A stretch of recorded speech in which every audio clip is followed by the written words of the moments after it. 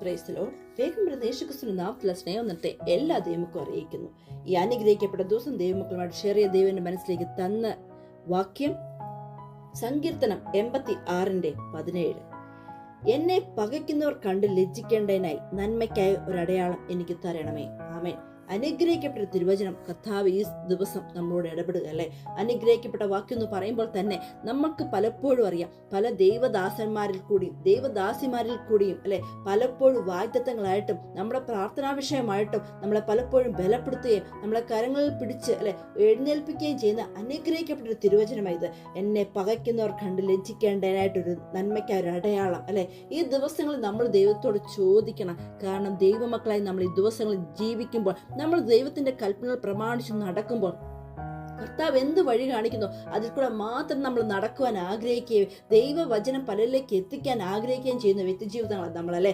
അതുകൊണ്ട് തന്നെ നമ്മുടെ ജീവിതത്തിൽ പലവിധമായ കഷ്ടങ്ങൾ, പ്രയാസങ്ങൾ കടന്നു വരും, പ്രതിസന്ധികൾ നമ്മുടെ ജീവിതത്തിൽ കടന്നു വരും അല്ലെ. ആ ഒരു പ്രതിസന്ധിയുടെ നടുവിൽ പകയ്ക്കുന്നവർ അനേകർ നമ്മുടെ കൂട്ടരെ ഉണ്ടല്ലേ. രണ്ട് തരത്തിൽ പകയ്ക്കുന്ന വ്യക്തിജീവിതങ്ങൾ നമുക്കിടയിലുണ്ട്. ഒന്ന് എങ്ങനെയാ, നമ്മുടെ മുഖത്ത് നോക്കി നമ്മളെ പകയ്ക്കുകയും പരിഹസിക്കുകയും ചെയ്യുന്ന ഒരു കൂട്ടര്.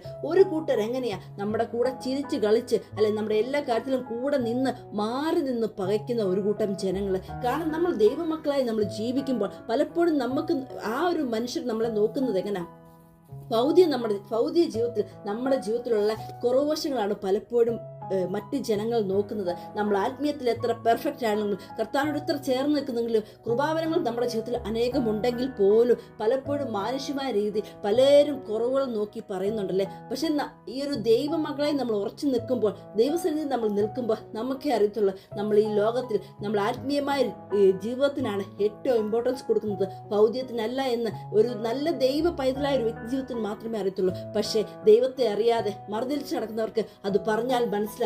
അതുകൊണ്ട് തന്നെ ഈ ദിവസങ്ങളിൽ പരിഹാസികൾ നമ്മുടെ ജീവിതത്തിലേക്ക് അധികം കടന്നു വരും. ഒരുപാട് പേർ നമ്മുടെ കൂട്ടത്തിലും നമ്മുടെ കൂടെ ജോലി ചെയ്യുന്നവരിലും നമ്മുടെ ഭവനങ്ങളിലും നമ്മുടെ അയൽവക്കക്കാരിലും ഏതൊക്കെ സാഹചര്യത്തിലായിരിക്കുന്നോ അവരെല്ലാം കടന്നു വന്ന് പരിഹസിക്കും. നിനക്ക് അതില്ലല്ലോ, നിനക്ക് സമ്പാദ്യമില്ലല്ലോ, നിനക്ക് വീടില്ലല്ലോ, നിനക്ക് കാറില്ലല്ലോ എന്ന് പറഞ്ഞ് പകയ്ക്കുകയും മാറ്റി നിർത്തുന്ന ഒരു അവസ്ഥയുണ്ടല്ലേ. പക്ഷെ ഒരു ഒറിജിനൽ കർത്താവിന്റെ സന്നിധിയിൽ പെർഫെക്റ്റായിട്ട് നിൽക്കുന്ന ഒരു ദൈവ മകന് അല്ലെ മകൾക്ക് ഏറ്റവും ആവശ്യമെന്ന ദൈവത്തോട് പറ്റിയിരിക്കാൻ ഒരു കൃപ. അതുകൊണ്ട് തന്നെ നമ്മൾ ദൈവത്തോട് പറ്റിയിരിക്കും. എന്നിരുന്നാലും പലപ്പോഴും പരിഹസിക്കുന്നവരെ നിന്ദിക്കുന്നവരുടെ മധ്യത്തിൽ കർത്താവ് നമ്മളെ മാനിക്കേണ്ടത് ആവശ്യമാണ്. അതിനാൽ തന്നെ നമ്മൾ ദിവസങ്ങൾ കർത്താവോട് പ്രാർത്ഥിക്കണം. കർത്താവേ, എൻ്റെ ജീവിതത്തിൽ എൻ്റെ അപ്പൻ എനിക്ക് വേണ്ടി ചെയ്യുന്ന അടയാളങ്ങൾ കണ്ട് പകയ്ക്കുന്നവർ മാറിപ്പോണം.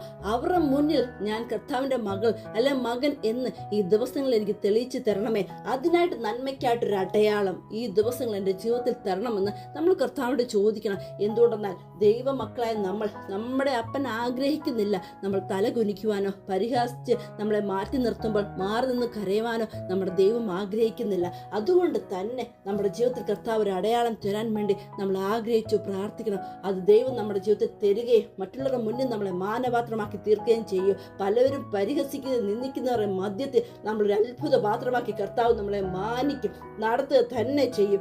ഈ വചനത്താൽ എല്ലാ ദൈവമക്കളെ ദൈവം സഹായിക്കട്ടെ. അനുഗ്രഹിക്കപ്പെട്ട ദിവസം എല്ലാവർക്കും നേർന്നുകൊണ്ട് ഞാൻ എൻ്റെ വചനത്തിൽ നിന്ന് ചുരുക്കുന്നു. ആമേൻ.